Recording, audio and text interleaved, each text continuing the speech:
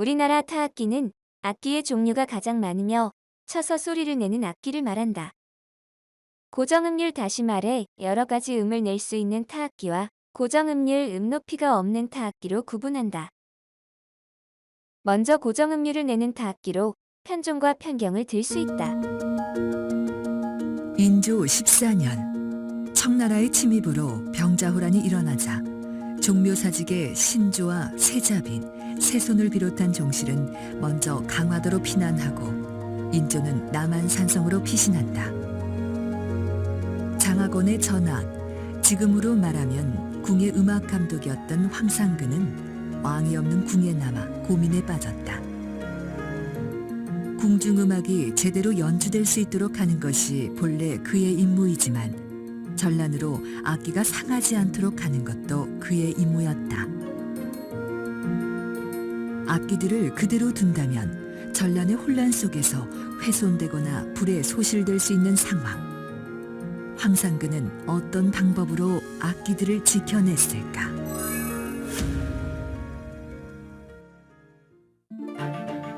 종묘 제례악에 쓰이는 악기 중 제작이 가장 어려운 악기는 나무틀에 16개의 돌이 매달려 있는 편경과 16개의 종이 매달려 있는 편종이다. 편종은 재료가 가장 많이 필요한 악기로 동 312근, 철 208근 등 무려 42가지의 재료가 들어간다. 편경은 재료가 되는 옥도를 조달하는 일이 쉽지 않았다.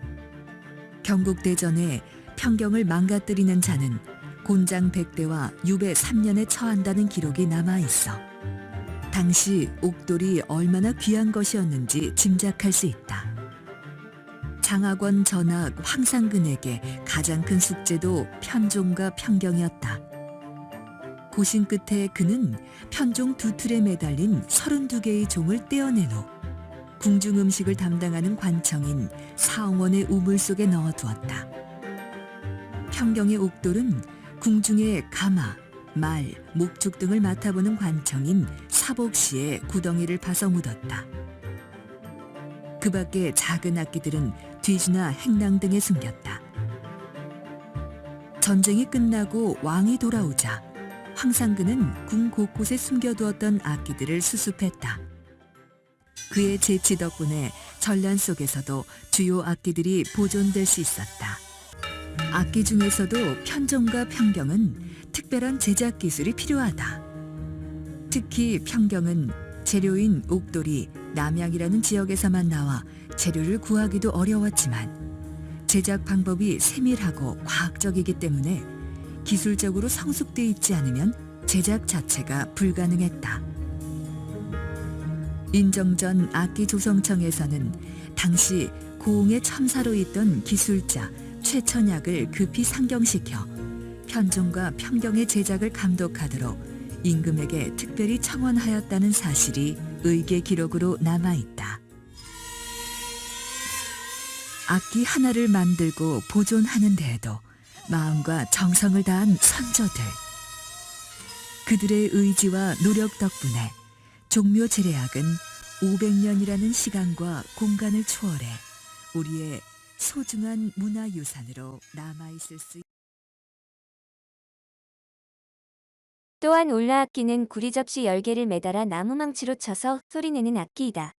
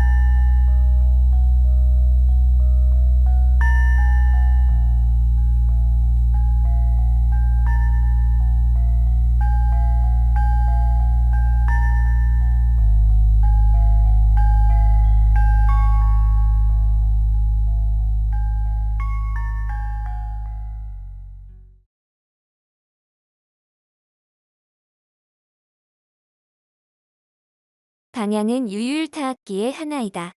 금부악기이며 당악기이다. 나무 틀에 각각 다른 음을 내는 네모진 조그마한 철판을 16개 걸어놓고 채로 쳐서 높고 낮은 음을 낸다.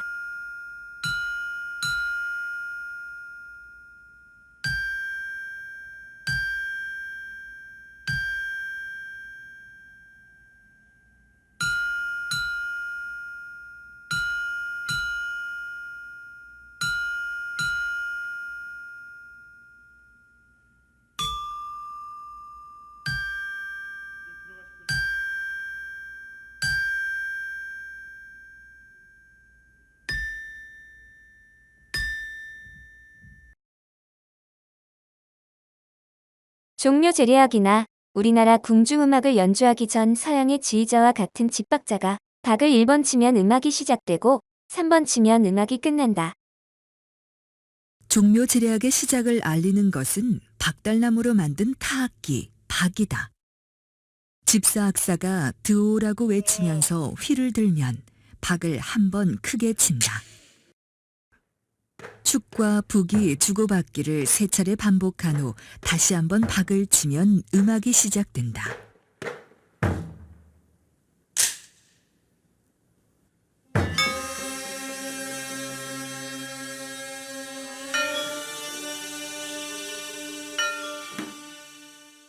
축은 동쪽에 위치하고 절구통처럼 생긴 통을 치면 음악이 시작되고 음악의 끝을 서쪽에 위치한 상징하는 어는 악기는 반복하여 어다. 3번을 치면 음악이 어는 끝난다. 나무를 엎드린 호랑이 모양으로 깎아 만든 악기로 등에 27개의 톱니를 박아 이것을 대나무채로 긁어 소리를 낸다. 음악을 시작하고 끝날 때 타악기를 이용한 복잡한 절차는 일상적인 시간에서 인간과 신이 교감하는 시간으로 넘어갔다 되돌아오는 표시다.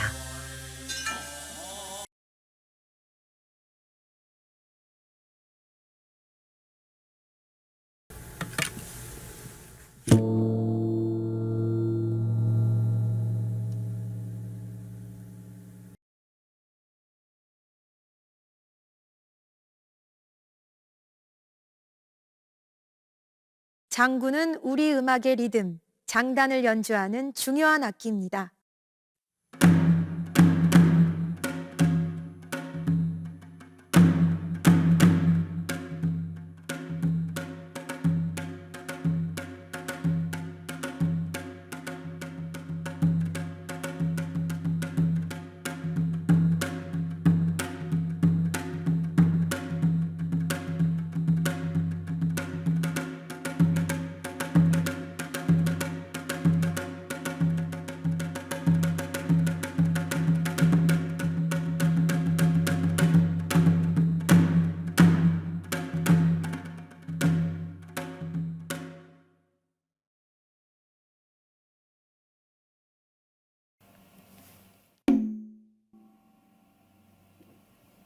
두,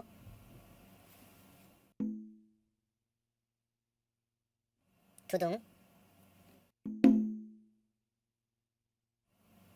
딱,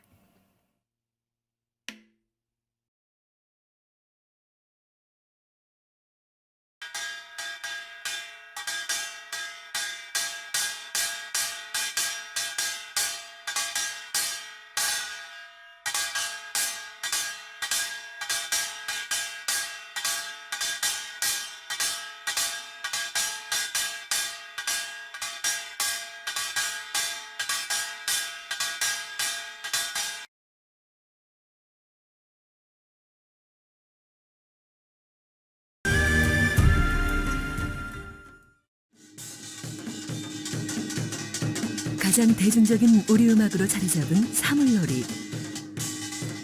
해외에서도 각광받는 사물의 신명은 어디에서 시작된 것일까?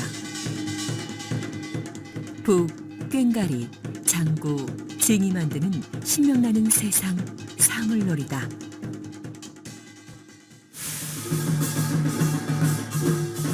엄청난 음량과 강한 박자가 역동감을 불러일으키고 듣는 이들을 신명의 경지로 빠지게 한다. 사물은 각 악기마다 독특한 역할을 한다. 장군은 양손에 채를 들고 치는데 높은 음이 나는 쪽을 채편, 낮은 음이 나는 쪽을 궁글편이라 한다. 강한 박자감이 특징이다.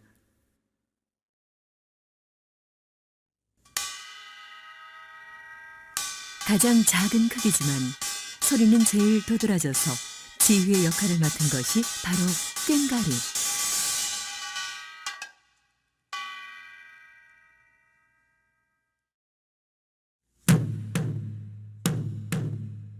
북은 꽹가리와 장구의 소리를 받쳐주는 든든한 기둥이다.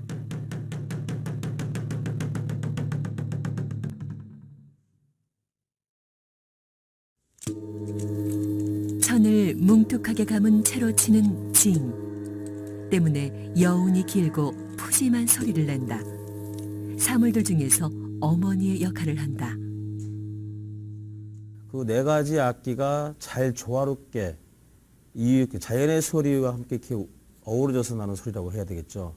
굉장히 그런 소리적인 거라던가 이런 것들이 굉장히 우리적인 소리인 거죠. 다른 데서는 찾을 수 없는 그 사물만이 갖고 있는 특징이라고 볼 수 있습니다. 그렇다면 사물의 유래는 어디에서 찾을 수 있을까? 유구한 역사를 가진 농악의 뿌리를 두고 현대적 공연 양식과 시대적 감수성에 걸맞게 재구성한 것이 바로 사물놀이. 실제 사물놀이가 갖춰진 것은 1978년. 지금은 사물놀이의 전설이 된 김덕수, 김용배, 이광수, 최종실 이 네 사람의 공연에서 시작됐다. 신화이라는 그런 그룹에서 하나의 레파토리로 공연을 하게 됐는데 그것이 이제 네 가지 사물로 앉아서 연주할 수 있는 공연을 선택을 해서 한 것이 이제 사물놀이의 이제 시초입니다. 그게요.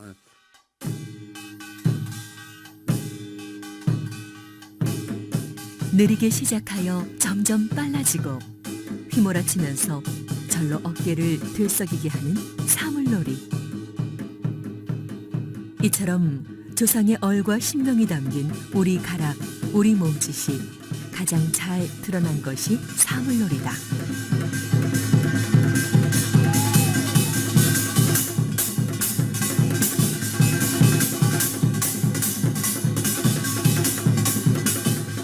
진정한 의미의 전통이란 사라지는 것이 아니라 끊임없이 살아 움직이며 시대와 교감할 수 있어야 한다. 과거의 가락에 머물지 않고 바로 오늘을 표현한 우리 가락. 이것이 바로 사물놀이다.